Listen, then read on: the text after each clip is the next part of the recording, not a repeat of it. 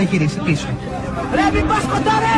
Πρέπει πηγαίνεις σκοτάρε! Ο Σολομό όμως ξεφεύγει από τους κιανόκρανους και κατευθύνεται προς το τουρκικό φυλάκιο, όπου βρίσκεται και ο ιστός της τουρκικής σημαίας.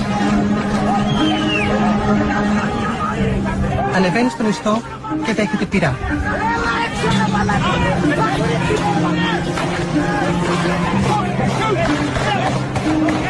Επικρατεί φόβος και πανικός. Από τα πυρά έχουν τραυματιστεί και οι κιανόκρανοι.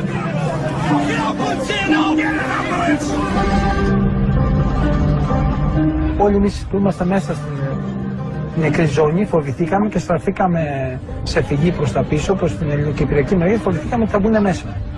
Και επίσης είναι χαρακτηριστικό ότι τα Ηνωμένα Έθνη κατάφεραν να πάρουν το σωρό του Σολομού μετά από 15-20 λεπτά από όταν δολοφονήθηκε.